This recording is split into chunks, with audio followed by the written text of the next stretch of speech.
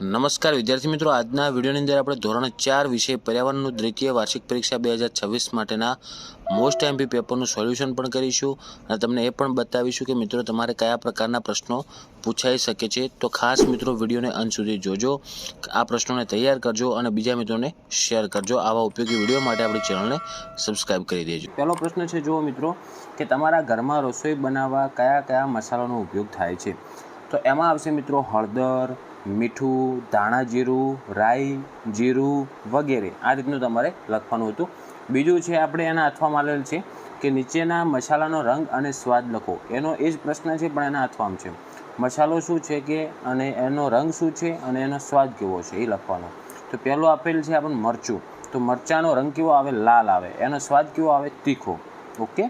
બીજો પ્રશ્ન એમાં છે હળદર, હળદરનો રંગ આવશે પીળો અને એનો સ્વાદ આવશે કડવો અથવા હરમો અથવા તુરો, તમે જે લખ્યો છે એ સાચો ગણાય। ત્રીજો છે મીઠું, તો મીઠું મિત્રો સફેદ આવે અને એનો સ્વાદ આવે ખારો। પછી પ્રશ્ન 2 છે, જેમાં માગ્યા પ્રમાણે જવાબ આપવાનો છે કે પહેલો પ્રશ્ન છે પાંદડા સીવીને માળો બનાવતા પક્ષીનું નામ ખાલી જગ્યા છે? તો મિત્રો એનું નામ આવશે દરજીડો। ઓકે। બીજું છે પક્ષીઓ પંજાનો શું ઉપયોગ કરે છે?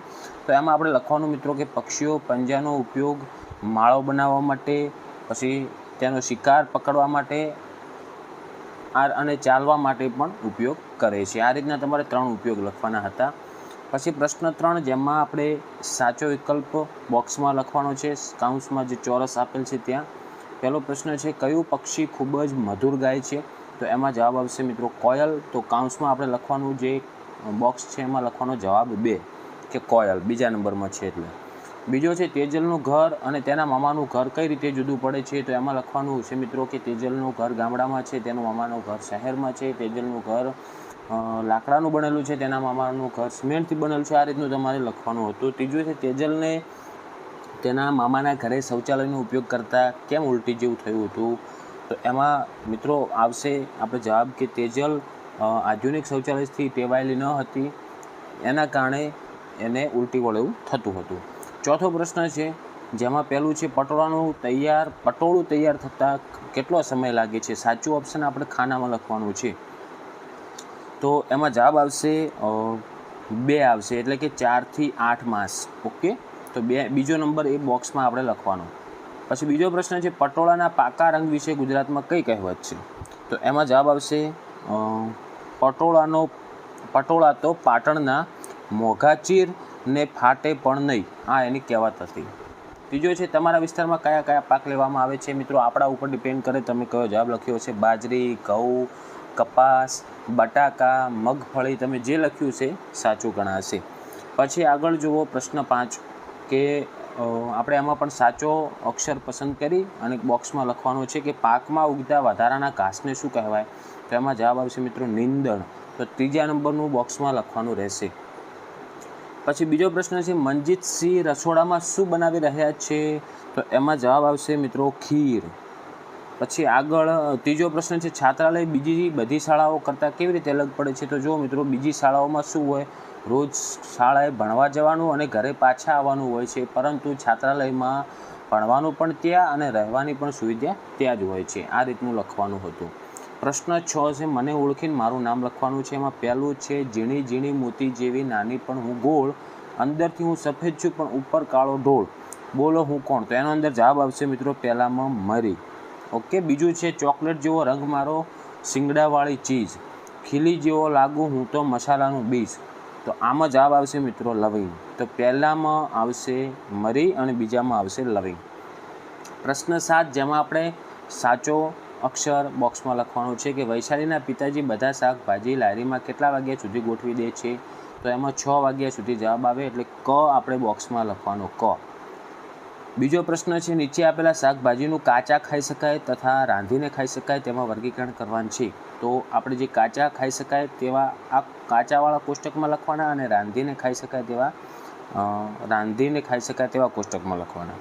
તો પહેલાં જો એની અંદર કયા કયા શાકભાજી આપેલા છે? દૂધી, તો દૂધી આવશે મિત્રો રાંધીને ખાઈ શકાય તેવા।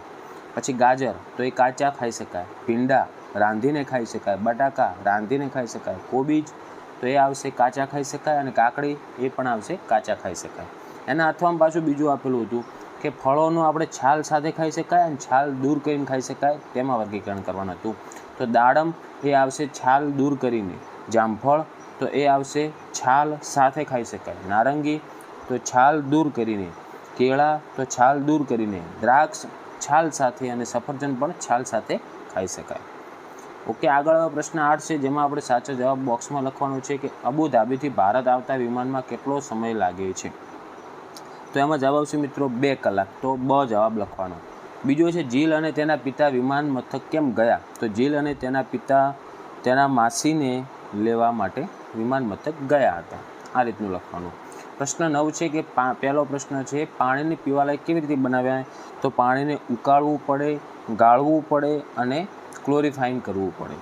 આ રીતનું પીવાલાયક બનાવી શકાય. બીજો છે તમને કયો તહેવાર સૌથી વધારે ગમે છે શા માટે. એ તમારા ઉપર પ્રશ્ન હતો મિત્રો.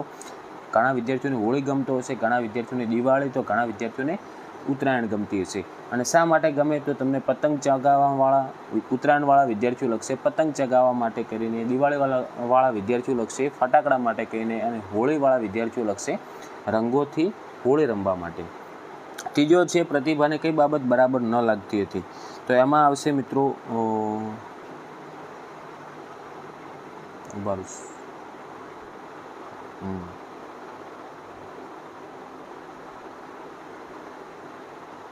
તો એમાં જવાબ આવશે મિત્રો કચરો ગમે ત્યાં ફેંકવાની બાબત બરોબર લાગતી ન હતી. પછી ત્રીજું છે એના અથવામાં જ કે સ્વચ્છતાનું મહત્ત્વ જણાવો. તો એમાં આવશે મિત્રો રોગોથી બચાવે છે, પછી સ્વચ્છતા રાખવાથી પર્યાવરણ પણ સ્વચ્છ રહે છે અને સ્વચ્છતા રાખવાથી આપણે નિરોગી જીવન જીવી શકીએ છીએ. આ રીતના વાક્યો લખવાના હતા. હવે છેલ્લો પ્રશ્ન જોઈશું, જેમાં તમારે ખોટો શબ્દ ચેકવાનો છે. તો પહેલો છે ગુજરાત રાજ્યનું પાટનગર. તો એમાં સાચો જવાબ આવે ગાંધીનગર. તો સુરતને ચેકી નાખવાનું. બીજો છે અમદાવાદ શહેર સાબરમતી નદીને કાંઠે છે. તો સરસ્વતી નદીને શું કરવાનું, ચેકી મારવાનું. ત્રીજો પ્રશ્ન છે ગુજરાતનો સૌથી ઊંચો પર્વત. તો એમાં જવાબ આવે મિત્રો ગિરનાર. તો પાવાગઢને ચેકી નાખવાનું. અને ચોથું છે બાલારામ અભયારણ્ય. તો એમાં આવશે જવાબ મિત્રો અમીરગઢ. તો પાલનપુર તાલુકો ચેકી નાખવાનો. ઓકે, તો મિત્રો આ હતું આપણે ધોરણ 4 વિષય પર્યાવરણનું મોસ્ટ એમપી પેપર અને એનું સોલ્યુશન. તો આશા રાખું છું મિત્રો કે વિડીયો તમને ઉપયોગી બન્યો હશે. તો વિડીયોને લાઇક કરો, બીજા મિત્રોને શેર કરો અને આવા ઉપયોગી વિડીયો માટે આપણી ચેનલને સબસ્ક્રાઈબ કરજો. હવે મળીશું મિત્રો આપણે નેક્સ્ટ વિડીયોમાં. Thank you so much for watching my video.